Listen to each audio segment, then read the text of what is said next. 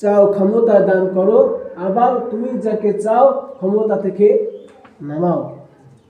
আবারও তুমি চাইলে কাউকে লাঞ্ছিত করো, আবার ঠিক তুমি চাইলেই তাকে সম্মানে চেয়ারে নিয়ে যাও। একমাত্র তুমি ক্ষমতাশীল।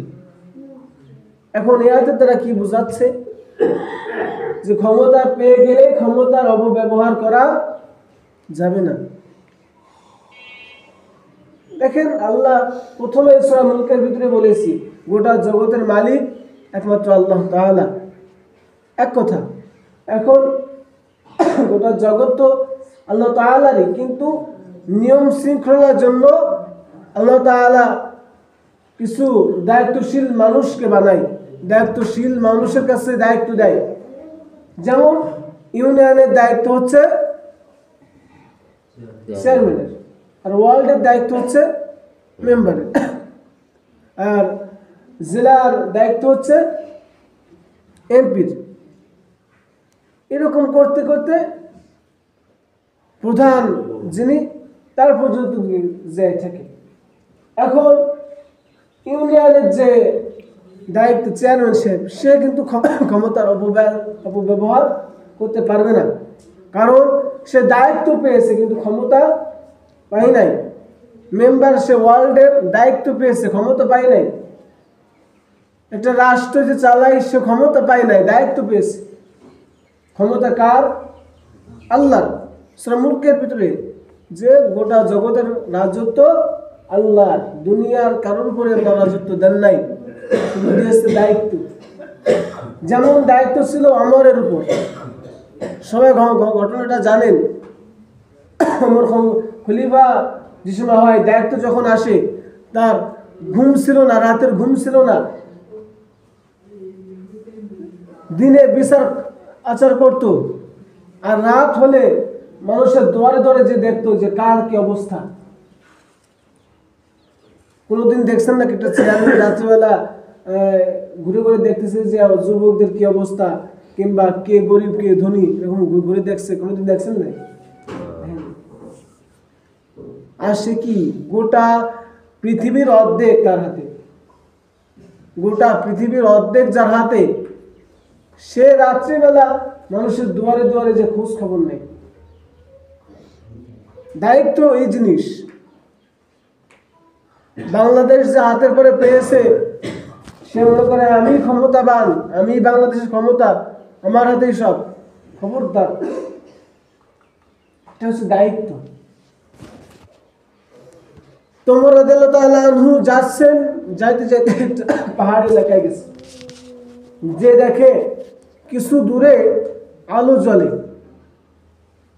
আগুন জ্বলে। এখন তিনি ভাবতেছে এত রাত্রে আগুন জ্বলে, যাই একটু দেখি। কাছে যে বিভিন্ন রয়াতে আসছে, কাছে যে দেখে একটা বৃদ্ধা পাতিলে পানি গরম করতেছে, পাশে তার ছেলেরা কান্না করতে করতে ঘুমিয়ে গেছে।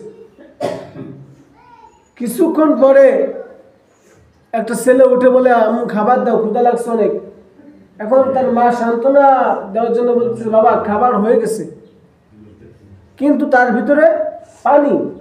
ওমর রাদিয়াল্লাহু আনহু ঘটনা দেখে মহিলার কাছে যে বলতেছে যে, আম্মা জান, আপনি যে পাতিলে পানি গরম করতেছেন, কোনো খানা নাই, আপনার সন্তানরা খানা খাওয়ার জন্য কান্না করতেছে, যে খানা খান না কেন? তখন বলতেছে, বাবা আমি খুব গরিব, আমার স্বামী ছিল নবী সাহাবী, যুদ্ধের ময়দানে তিনি শহীদ হয়ে গেছে। তো এখন আমি মহিলা মানুষ, বৃদ্ধ, আমি মানুষের বাড়ি কাজ করতে পারি না, বৃদ্ধ হয়ে গেছে, এখন খানা কিভাবে দিই? আমার স্বামী তো নবী সাহাবী ছিলেন, শহীদ হয়ে তিনি চলে গেছেন। এখন সে মহিলা বলতেছে, বাবা এই রাষ্ট্র নাকি ওমর নামে নবীর এক খলিফা, নবীর এক সাহাবী চালায়। এখন সে তো আমার কোনো খোঁজ খবর নেয় না, আমি এখন পারলে তো পারবো, না হলে হাসরের ময়দানে আমি আল্লাহ তাআলার কাছে ওমরের নামে নালিশ দেব। এই কথাটা কার সামনে বলতেছে? ওমরের সামনে। ওমরও বলে না যে আমি ওমর, মহিলাও চেনে না যে এ ওমর। ক্ষমতা, দায়িত্ব যে কি জিনিস তা বুঝাবার জন্য ঘটনাটা বলতেছি। ওমরের ভিতরে তো কাঁপুনি শুরু হয়ে গেছে যে হায় হায়, মহিলা কি বললো যে দুনিয়াতে পারলি তো পারলাম, না হলে আসরের ময়দানে আল্লাহ তাআলার কাছে নালিশ দায়ের করবো। ওমর সাথে সাথে বলতেছে, আম্মাজান আপনি যদি কিছু মনে করেন আমি আপনাকে কিছু সাহায্য করতে চাই।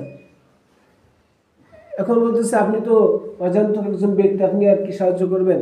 বলে না আম্মাজান দেখি পারি কিনা। সাথে সাথে ওই রাত্রে চলে গেছে যে তিনার যে খাদেম আসলাম নাম, তাকে সঙ্গে করে নিয়ে গেছে। যে বলতেছে আসলাম খাদ্য মন্ত্রণালয়ে যে বলে যে আসলাম এই 18 বস্তা ভরছে 18 বস্তা ভরে, বললে যে আসলাম তুমি আমার এই 18 বস্তা মাথায় উঠাই দাও। এখন আসলাম বলতেছে যে খলিফাতুল মুসলিমিন, আপনি অটোজানের খলিফা, শয়তান আপনাকে দেখে ভয় পায়, এত ক্ষমতাশীল ব্যক্তি, আপনি 18 বস্তা মাথায় নেবেন? আমি গোলাম, আমার মাথা উঠাই দেন। এখন ওমর বলতেছে আসলাম হাসরের ময়দানে কি আমার গোনার বোঝা তুমি তোমার কাঁধে নিবা? বলছে না, তাহলে এই 18 বস্তাটা আমার মাথায় দাও। কি বলতেছে যে হাসরের ময়দানে আমার গোনার বোঝা তুমি কি আবার তোমার ঘাড়ে নিবা? যদি ঘাড়ে না নিতে চাও তাহলে 18 বস্তাটা আমার মাথায় দাও। ওমর মাথায় 18 বস্তা নিয়ে রওনা হয়ে গেল। যাইতে যাইতে বৃদ্ধার বাড়িতে যে বলে যে মা আপনি ভিতরে যান, ওমর রাদিয়াল্লাহু তাআলা নিজের হাতে রুটি বানাচ্ছে, নিজের হাতে রুটি বানায় বলতেছে আম্মা আপনি কিছু খান,